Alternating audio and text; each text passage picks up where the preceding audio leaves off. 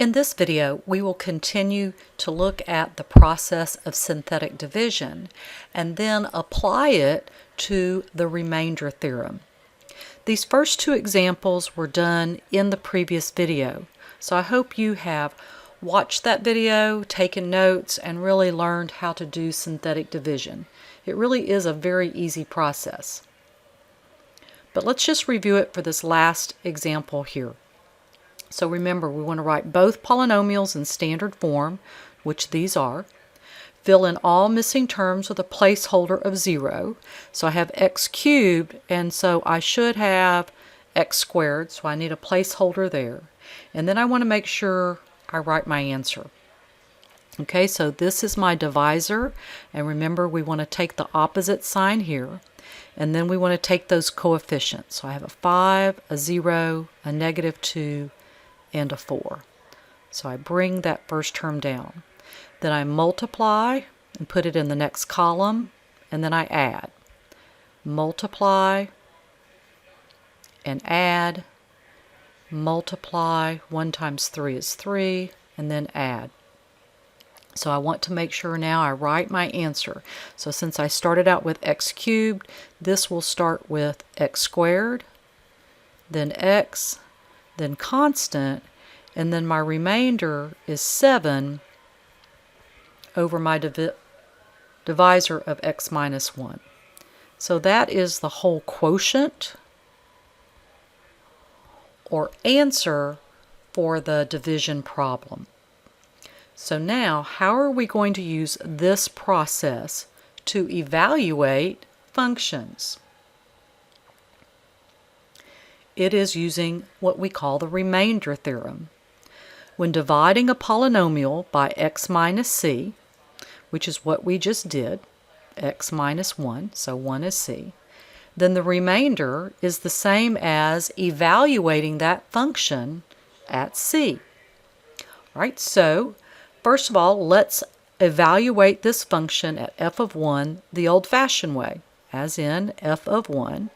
We would plug in a 1 everywhere there was an x. So we'd have 5 minus 2 plus 4, which is 7. So we know when x is 1, y is 7.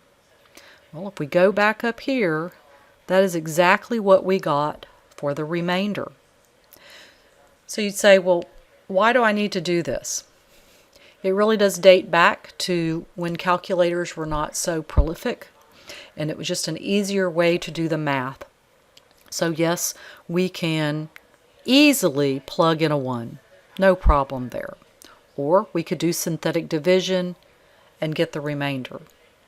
But I want you to practice the remainder theorem to evaluate polynomials. So on this next example, I want to evaluate this function at -1. All right, so if I just said on a test, evaluate the function, you have a choice. So if I just said to evaluate the function at -1,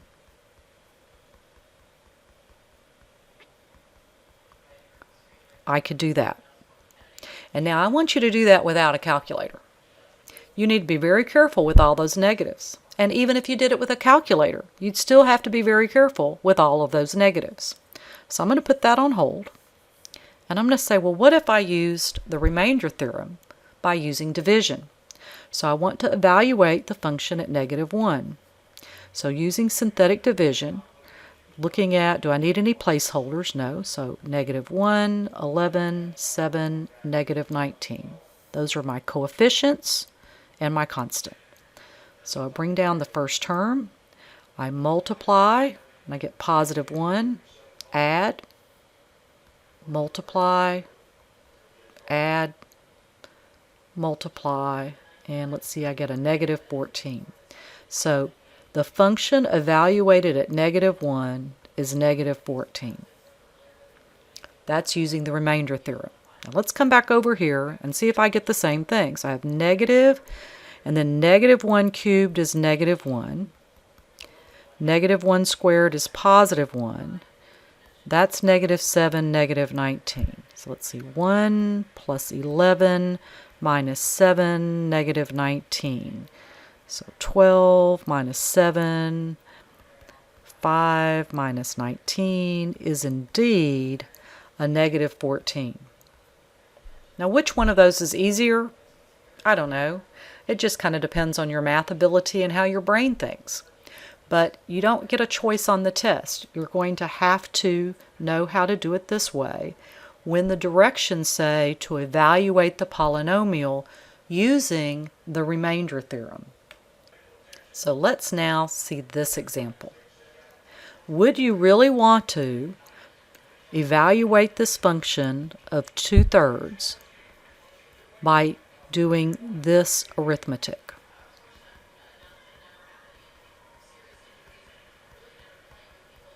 I wouldn't, not even on a calculator, and I'm really good at math. But let's see how easy it would be to do it with the remainder theorem. So I have 2/3.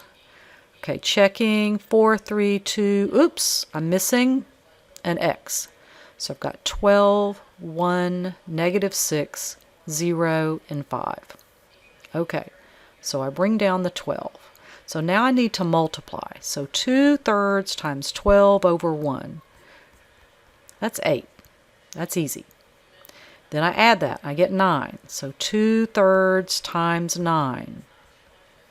That's 6. Minus 6 and plus 6 is 0. 2/3 times 0 is still 0. 2/3 times 0 is still 0. So the function evaluated at 2/3 is 5. Now personally, I think that is a whole bunch easier than having to do this arithmetic. But again, you will not have a choice on the test if I ask you to evaluate the function using the remainder theorem. But again, give that a try. So how can we use the remainder theorem to help us factor? Well, let's look at the factor theorem. It says let f of x be a polynomial. Then if the polynomial evaluated at a certain value equals to 0, then x minus c is a factor. Remember, something is a factor if it divides evenly. And if x minus c is a factor of the function, then f of c equals to 0. And it says refer back to example number 2. So let's go back to example number 2. This was done in the previous video, but I don't think it's going to hurt to practice it one more time. Okay, so we have to take the opposite, so that's negative 5. And then we have to fill in the placeholders. So we have 1x cubed, 0x squared, 0x, and then our constant. So we multiply,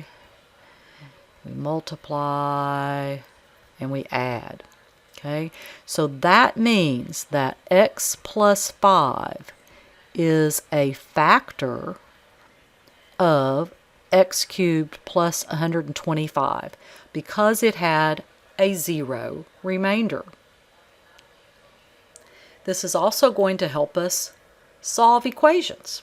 All right, so we're asked to solve the equation of this function equal to 0, given that 3 is a 0 or a factor of the function. And you're going, what does that mean? It means that if I have 2x cubed minus 3x squared minus 11x plus 6 divided by x minus 3, I'm going to get some quotient plus a remainder, but that remainder is going to be 0. That's what it says. So when I'm asked to solve the equation, I'm meaning to find all the x's that equal to 0, and they're telling me one answer. So just hold on. It's not going to be that difficult. So we know that given that 3 is a 0, so that means the factor is x minus 3. Remember how we had to take that opposite. So let's go ahead and do that division. Let's see what happens. So I have 3. Checking my placeholders. I don't need any. And let's divide. So that's 6, add, I get 3. 3 times 3 is 9. And sure enough, that's 0. So I know I was supposed to get 0. That's good. And so now, since this was 2x cubed, this is now 2x squared plus 3x minus 2. And my equation still equals to 0. But I need to solve that whole equation. So I need to have more answers. How can I solve that? Well, it's a quadratic. So you could use the quadratic formula, or you could see if it could factor. Either way, I'm going to factor it, because I think that's a little bit easier for me. Okay, so I'll put a 2 and a 1 and a plus and a minus and check my signs. And then set each factor equal to 0 and solve for x. And remember, the other one was x minus 3. Because I have a cubic equation, I should have 3 answers. That's another good way to check. And that is how we're going to use the factor theorem to solve equations. All right, so now we're going to be asked to solve the equation, and look, it's to the 4th power. So that means I need 4 answers. Given that negative 3 is a 0 of multiplicity of 2. Remember, when we graph polynomials, a multiplicity of 2 means it was a double 0. So that means we could use it twice. All right, so we know that x is equal to negative 3. If I plug that into this function, I would get 0. So that means the factor is x plus 3. All right, so let's do our synthetic division. So again, checking for placeholders. I don't need any.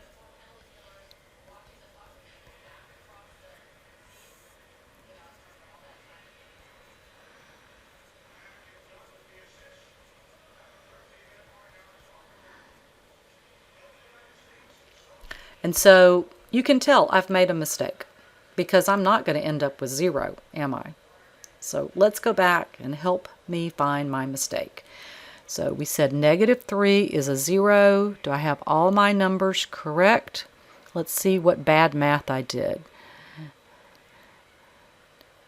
Right here. That's a negative 5. So that should be a plus 15. And that should be a negative 6. And that should be a positive 18. Now I get a 0. And that's another good way you can check your work. Okay, so now what we have done is we have reduced the equation. So now I really have 3x cubed plus 8x squared minus 5x minus 6. And I need to solve that equation. But remember, negative 3 was a multiplicity of 2. So I can divide again. And hopefully I don't make a mistake this time. And I didn't, because I got a 0 again. So now, since I had an x cubed, now I have 3x squared minus x minus 2 equals to 0. And again, I'm either going to try to factor it, and if it doesn't factor it, I'm going to use the quadratic formula. But I think this factors.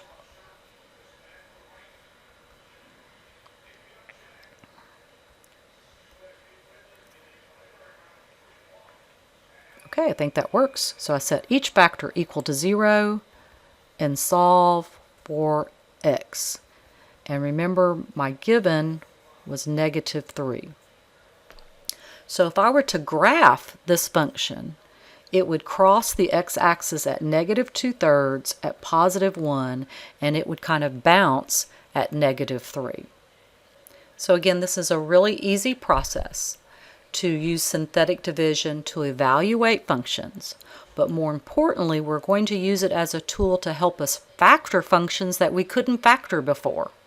We're factoring by reducing the equations, by dividing, to get down to a quadratic, because we know how to always solve a quadratic equation. So keep trying, do the homework, you're going to do great.